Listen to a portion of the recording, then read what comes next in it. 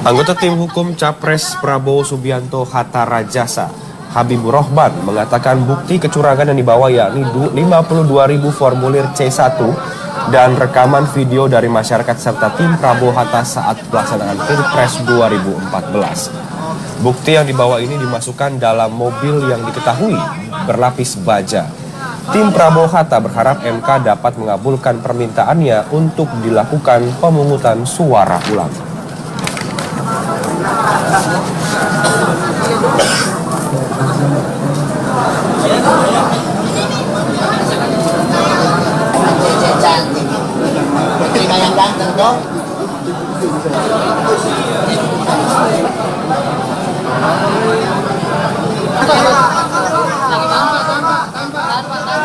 Ya, ini dia sejumlah tim dari Prabowo Hatta. Terlihat tadi ada juru bicara tim Prabowo Hatta, Tantowi Yahya, begitu, yang senantiasa mengawal perjuangan Prabowo Hatta sampai membawa ke MK dengan sejumlah dokumen. Dan seperti yang diketahui sebelum datang ke MK, Prabowo Hatta sempat mendatangi kantor DPP PKS karena berdasarkan penghitungan dari PKS memang Prabowo Hatta memenangkan pemilu presiden berdasarkan tabulasi data dari PKS. Dan melihat hasilnya ternyata tidak sesuai dengan data dari PKS, tim Prabowo Hatta mendatangi MK untuk mengajukan pemungutan suara ulang dengan membawa bukti sejumlah 1 juta dokumen. Ya.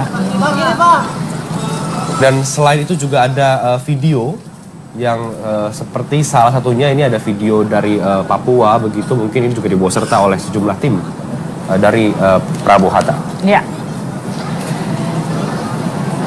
Ini berarti MK tidak tenang ini lebarannya ya, harus mengurusi. Jadi masih ada pekerjaan rumah lagi, tapi memang tidak apa-apa karena memang itulah sebenarnya fungsi dari MK, begitu ya. Baik, kita beralih ke informasi selanjutnya, Mehu. Ya, karena sesaat sebelum Mahkamah Konstitusi, dia datang ke Mahkamah Konstitusi, ada situs di jaring sosial YouTube diramaikan dengan sebuah video yang berisikan pesan Prabowo Subianto. Nah, dalam video yang berdurasi kurang lebih 10 menit ini, Prabowo menegaskan Pilpres 2014 tidak sah karena telah melanggar kaidah-kaidah demokrasi. Salam sejahtera bagi kita sekalian. Shalom. Ya pemirsa, inilah video YouTube yang sedang ramai diperbincangkan. Video ini diunggah 25 Juli lalu dengan akun Prabowo Subianto Joyo Hadikusumo. Video yang berdurasi lebih kurang 10 menit ini berisikan pesan Prabowo yang mengatakan Pilpres 2014 tidak sah karena ditemukannya indikasi kecurangan yang cukup besar. Video yang diunggah sehari lalu ini telah ditonton lebih dari 150.000 kali. Saudara-saudara sekalian, sudah berkali-kali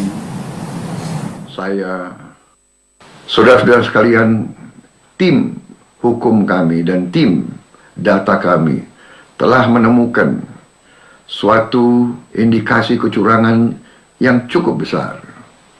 Karena itu, dengan sangat sedih dan sangat menyesal, kami mengatakan bahwa pemilu ini sesungguhnya gagal, bahwa pemilu ini tidak sah, bahwa pemilu presiden ini adalah melanggar kaidah-kaidah demokrasi, bahwa apabila kita merestui keputusan ini, berarti kita merestui sebuah kecurangan, kita merestui sebuah kebohongan. Bismillahirrahmanirrahim. Assalamualaikum warahmatullahi wabarakatuh. Salam sejahtera bagi kita sekalian. Shalom. Om Swastiastu. Nama budaya. Saya ingin menyampaikan beberapa pikiran-pikiran saya pada saat negara kita saat ini menghadapi keadaan yang kita ketahui bersama adalah cukup memprihatinkan. Saudara-saudara sekalian, sudah berkali-kali saya menyampaikan, baik melalui tulisan, melalui pidato-pidato, maupun melalui pesan-pesan yang disiarkan melalui internet dan media-media lain. Saya telah menyampaikan bahwa saya turut berjuang untuk membangun bangsa Indonesia yang demokratis. Komitmen saya kepada demokrasi sudah saya buktikan pada saat saya menjadi seorang panglima di dalam Tentara Nasional Indonesia, seorang panglima yang memimpin 33 batalion tempur. Bisa dikatakan sepertiga kekuatan tempur Angkatan Darat berada di bawah komando saya. Dan pada saat saya dituduh ingin melakukan kudeta untuk mengambil alih kekuasaan pada bulan Mei tahun 1998, saya telah buktikan kepada rakyat Indonesia dan kepada sejarah bahwa saya tidak melakukan apa yang dituduh saya rencanakan. Bahkan saya turun dari jabatan dengan tidak membantah perintah atau putusan. Dan setelah sekian belas tahun tidak pernah ada keluhan, bantahan, atau sanggahan dari saya. Waktu itu saya seorang prajurit. Walaupun saya pensiun, semangat keprajuritan saya masih tetap saya pegang. Semangat prajurit TNI adalah tentara rakyat. Kita lahir dari rakyat. Kita membela rakyat. Dan kita siap mati untuk rakyat Indonesia. Saya telah membuktikan selama karier hidup saya. Berkali-kali saya pertaruhkan nyawa untuk bangsa dan negara saya. Saudara-saudara boleh bertanya kepada mantan anak buah saya yang jumlahnya ribuan, yang berada di mana-mana. Tanyakan kepada mereka, apakah Prabowo Subianto pernah meninggalkan tugas di daerah pertempuran. Saudara-saudara sekalian, tanyakanlah kepada mereka, apakah dalam pertempuran saya berada di depan memimpin mereka, di bawah desingan peluru, atau apakah saya berada di sebuah markas yang aman di garis belakang. Saudara-saudara sekalian, saya sebagai patriot telah bersumpah untuk membela dan membangun bangsa saya. Saudara-saudara sekalian, dalam menjalankan sumpah itu untuk membela dan membangun bangsa, saya yakin bahwa demokrasi adalah sistem pemerintahan yang terbaik. Karena itu, saya terjun ke politik sudah 10 tahun lebih. Saya mengikuti pemilihan umum sudah 3 kali. Saya membangun sebuah partai dari nol. Saya keliling dari kabupaten ke kabupaten, kecamatan ke kecamatan, desa ke desa, provinsi ke provinsi.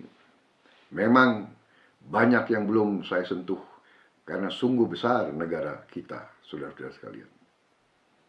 Saya telah menyampaikan di beberapa fora, di beberapa majelis, bahwa bangsa kita telah mengalami sebuah keadaan yang janggal, di mana kekayaan bangsa kita tidak tinggal di Republik Indonesia. Kekayaan kita mengalir terus keluar. Karena itulah saya berjuang untuk merubah sistem ini. Saya berjuang untuk mengamankan kekayaan rakyat dan kekayaan negara. Karena itu saya berbicara dari hati saya yang paling dalam. Saudara-saudara sekalian, saya percaya bahwa demokrasi harus dilaksanakan dengan sebaik-baiknya. Karena itu, pelaksanaan pemilihan presiden yang baru kita laksanakan adalah harapan kita semua bahwa mandat yang diberikan kepada rakyat, saya ulangi, diberikan dari rakyat kepada siapapun, bahwa mandat itu harus diberikan secara benar-benar, secara adil, secara terbuka, secara bersih, secara jujur.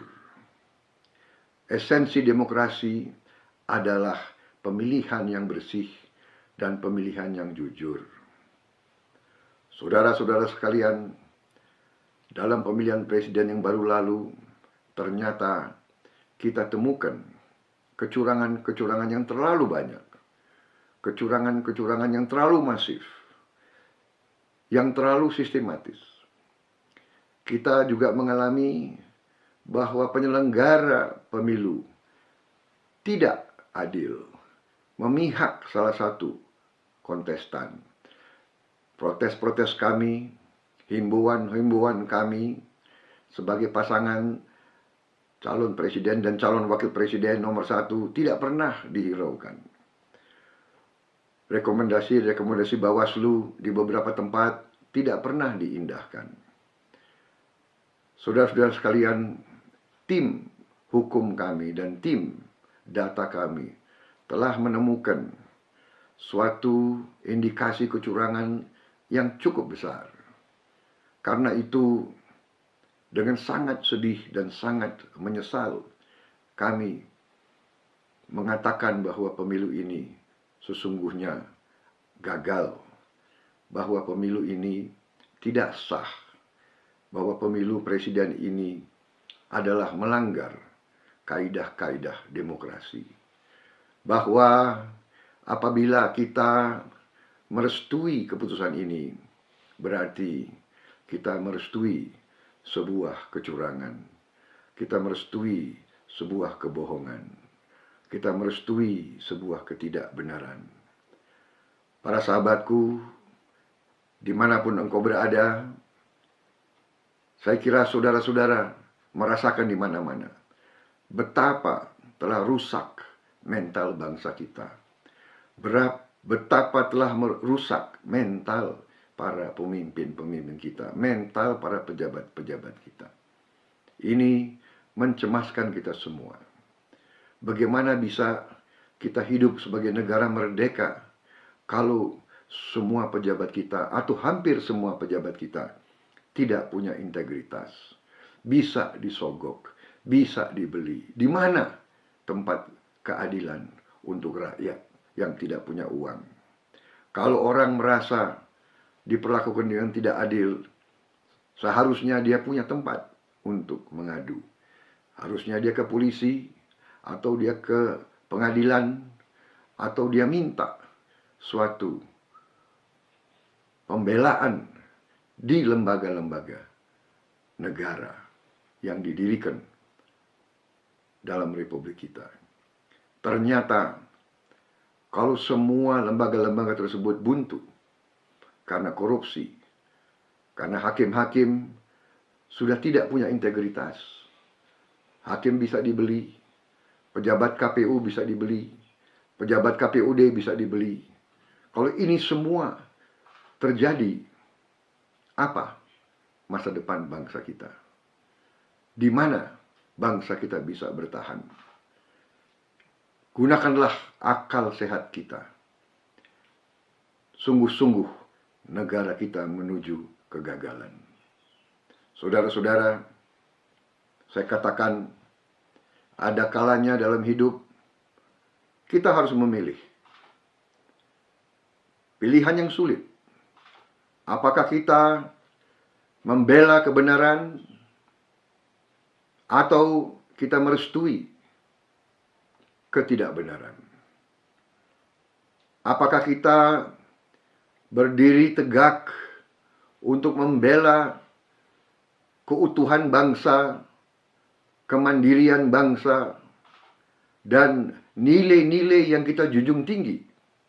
Atau kita menyerah kepada uang, kita menjual nilai-nilai kita, kita menjual diri kita, kita menjual kepribadian kita, kita menjual harga diri kita.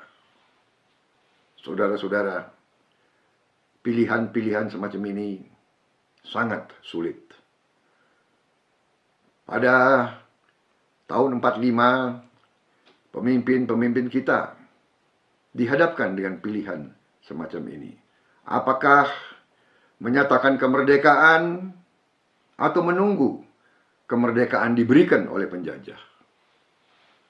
Pilihan yang sulit. Pilihan itu mengandung risiko. Mereka yang menghendaki menyatakan kemerdekaan agar kemerdekaan kita bukan hadiah dari penjajah, memang mempertaruhkan nyawanya dalam risiko. Dalam 10 November tahun 45, rakyat Surabaya dan pemimpin-pemimpin di Surabaya juga dihadapkan dengan pilihan yang susah, yang sulit. Menyerah kepada ultimatum Inggris untuk angkat tangan dan menyerahkan senjata paling lambat tanggal 9 November, atau menghadapi serbuan dan serangan negara adidaya pada saat itu, yaitu Inggris. Kita bayangkan bagaimana harga diri bangsa kita kalau waktu itu pemimpin-pemimpin Surabaya dan rakyat di Surabaya menyerah. Kalau Gubernur Suryo, Bung Tomo, dan semua pemimpin-pemimpin Jawa Timur dan Surabaya tunduk kepada ultimatum asing, bagaimana harga diri kita sekarang? Juga dalam krisis-krisis besar bangsa kita tahun 65, apakah memilih membela Pancasila atau menyerah kepada ideologi yang tidak sesuai dengan bangsa kita, yaitu komunisme? Saudara-saudara, demikian juga pada tahun 98, pada era reformasi, banyak pemimpin kita juga dihadapkan dengan pilihan yang susah. Membela sistem yang kurang demokratis atau berani membawa reformasi dan demokrasi. Reformasi dan demokrasi telah kita jalankan selama 16 tahun. Saudara-saudara sekalian, banyak lawan-lawan saya selalu hendak mendiskreditkan saya. Saya digambarkan sebagai seorang yang haus kekuasaan, yang nafsu untuk berkuasa. Dan saya digambarkan orang yang suka menggunakan kekerasan, yang kejam, dan sebagainya, dan sebagainya. Saudara-saudara, saya telah membuktikan setelah sekian belas tahun bahwa saya selalu mengutamakan jalan damai. Saya seorang mantan prajurit yang mengerti perang. Saya pernah melihat perang. Saya pernah melihat korban-korban perang. Komandan yang sangat saya hormati gugur di tangan saya. Anak buah saya yang terbaik gugur di sekitar saya. Saya yang harus ke keluarga mereka, ke ibu-ibu mereka, ke istri mereka, ke orang tua mereka untuk memberitahu putranya gugur di bawah kepemimpinan saya. Saya selalu ingin jalan damai. Karena itu saudara-saudara sekalian, fitnah-fitnah yang mereka lantarkan sungguh sangat keji. Saya dituduh ingin menutup semua gereja di Republik Indonesia. Padahal keluarga saya sebagian besar Kristen. Bahkan ibu saya adalah seorang Nasrani. Bahkan di sekitar saya, pengawal-pengawal saya, ajudan-ajudan saya, sekretaris saya, banyak orang Nasrani. Saudara-saudara, saya seorang prajurit, mantan prajurit TNI. Sumpah kita membela seluruh rakyat Indonesia tanpa memandang suku, agama, ras. Saya telah mempertaruhkan nyawa saya. Dan banyak anak buah saya dari berbagai suku dan agama telah gugur di bawah komando saya. Bagaimana bisa saya melanggar sumpah saya dan melupakan pengorbanan anak buah saya? Saudara-saudara, saya juga telah difitnah seolah bahwa saya adalah anti etnis Tionghoa. Padahal saya selalu membela semua kelompok minoritas. Saudara-saudara sekalian, fitnah-fitnah itu adalah bagian yang keji dari politik. Saya minta para sahabat saya untuk sabar dan tenang. Jangan menjadi marah. Kita harus semakin arif, semakin sabar. Bukan kita menerima fitnah ini, tetapi kita perhitungkan dengan sebaik-baiknya. Dan jangan kita balas kedengkian dengan kedengkian. Saya minta, janganlah kita balas kejahatan dengan kejahatan. Janganlah kita balas fitnah dengan fitnah kembali. Saudara-saudara sekalian, dalam situasi kritis ini, saya minta saudara-saudara terus, walaupun sabar, kita juga harus siap. Siap mental kita, siap tenaga kita, siap nafas kita. Dan saya minta saudara-saudara dalam keheningan malam nanti, renungkanlah pendapatmu, renungkanlah sikapmu, renungkanlah jawabanmu. Saya bertanya, apakah kita membela kebenaran terus, atau kita menyerah kepada ketidakbenaran, kepada kecurangan, kepada kezoliman. Dan dalam hari-hari yang akan datang, setelah kita merenungkan, marilah kita mengambil langkah-langkah untuk menghadapi hari-hari yang akan datang. Saya telah memilih berjuang di atas landasan konstitusional. Saya sangat-sangat sulit menyerah kepada keadaan yang tidak benar dan tidak adil. Saya menilai keadaan ini adalah syarat dengan campur tangan asing. Ada negara-negara tertentu yang ingin Indonesia lemah, yang ingin Indonesia hancur, yang ingin Indonesia miskin. Kita telah mendapat bukti-bukti yang cukup kuat tentang keterlibatan mereka. Tetapi tetap kita harus tenang, kita harus sabar, dan kita harus tidak melupakan kekuatan kita sendiri. Saudara-saudara sekalian, katakanlah dari hitungan yang mereka anggap benar, yang kita anggap tidak benar, puluhan juta rakyat Indonesia berada bersama kita. Puluhan juta.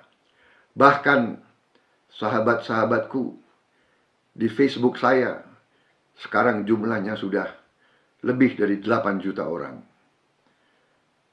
Saya minta para sahabatku yang sejati. Mungkin saja ada yang masuk hanya ikut-ikutan.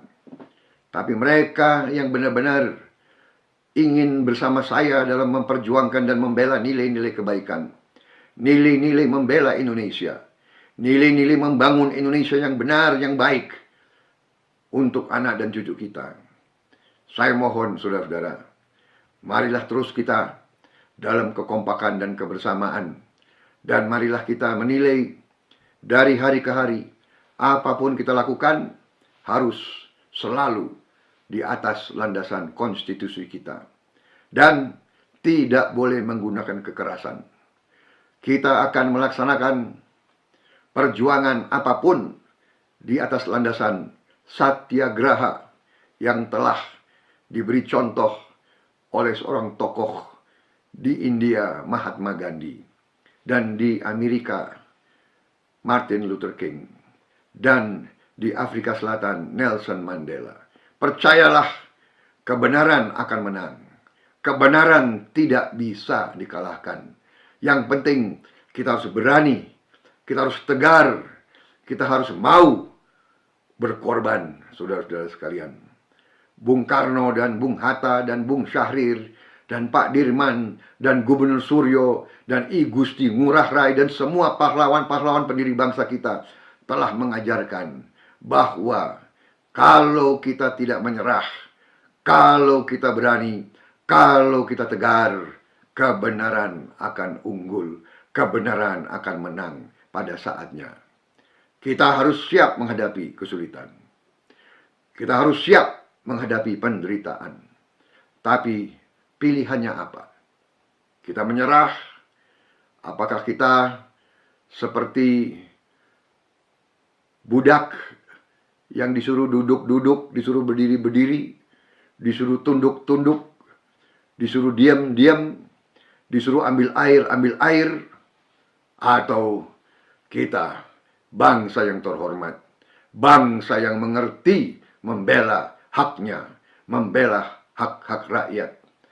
Saudara-saudara sekalian, kekuatan kita besar, kita kemarin dicurangi. Karena itu, marilah kita susun barisan kita kembali. Susun kekuatan kita kembali. Dari orang ke orang. Susunlah kekuatanmu. 5 orang demi 5 orang, nanti 10 orang demi 10 orang. Adakan diskusi, bahas di rumah masing-masing. Atur pada saat nanti kita akan umumkan bagaimana perjuangan kita. Yang jelas pilihannya hanya 2. Berdiri atau hormat sebagai bangsa kesatria, atau tunduk selamanya sebagai bangsa kacung, bangsa budak, bangsa yang lemah, bangsa yang bisa dibeli, bangsa yang bisa disogok. Pilihannya ada di hati kita masing-masing. Saya tidak tahu dari 8 juta sahabatku berapa yang terus bersama saya. Saya mohon tolonglah jawab kepada saya sehingga saya tahu siapa yang akan berjuang terus bersama saya sampai titik darah yang penghabisan, atau mereka yang akan melihat dari pinggir, saya pun tidak masalah. Terima kasih. Ini belum akhir dari sebuah perjuangan. Ini baru awal dari perjuangan kita. Merdeka! Wassalamualaikum warahmatullahi wabarakatuh.